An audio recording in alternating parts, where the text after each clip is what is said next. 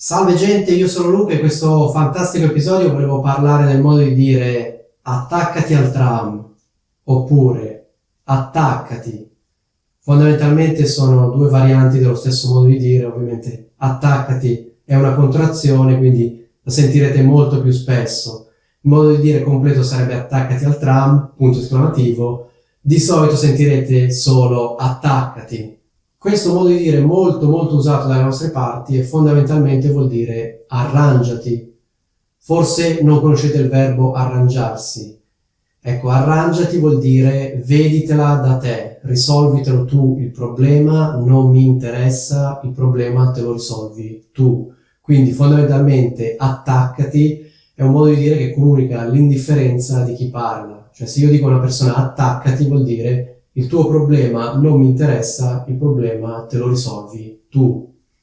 Quindi è evidente che questo modo di dire può risultare, a seconda dei contesti, dei casi, scortese oppure scherzoso. Scherzoso se lo dico a un mio amico, chiaramente in tono scherzoso. Se lo dico a uno sconosciuto, a un estraneo, attaccati, è evidente che faccio un po' la figura del maleducato, perché, come dire, non me ne frega niente, risolvitelo tu il tuo problema. Se viene una persona da me e io gli dico attaccati, è una risposta un po' brutale. Come viene usato questo modo di dire? Viene usato quando c'è qualcuno che ci espone un problema, a noi il suo problema non interessa, e gli diciamo fondamentalmente di risolverselo da solo, di risolverselo da sé. Quindi diciamo attaccati, che vuol dire arrangiati, vedi tu cosa devi fare. Io non ti posso e non ti voglio aiutare, quindi arrangiati, fai tu quello che devi fare. Quindi se volessimo fare una parafrasi che spieghi il significato di questo modo di dire, potremmo dire arrangiati e risolvitelo da te il tuo problema, a me il tuo problema non interessa. Quindi vedete quante informazioni ci sono in una singola parola. Nella parola attaccati sono racchiuse tutte queste idee, cioè il tuo problema non mi interessa, risolvitelo da solo.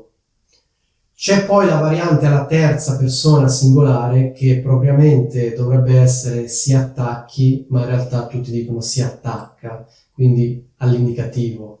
Per esempio, facciamo finta che io e il mio amico Daniele stiamo aspettando una nostra amica, facciamo finta che si chiami per cambiare Laura, no? Gli abbiamo dato appuntamento, stiamo aspettando, Laura non arriva e Daniele dice vabbè, sai che ti dico, incominciamo ad andare. E io gli faccio ho capito, ma se noi ce ne andiamo e Laura arriva? E Daniele risponde, si attacca. Che significa? Si arrangia, sono problemi suoi, non me ne frega niente, noi le avevamo dato appuntamento, abbiamo aspettato, passata mezz'ora, non arriva, ce ne andiamo, lei arriva, non ci trova, si attacca, cioè se la vede lei, si arrangia lei, non sono problemi nostri, non me ne frega niente.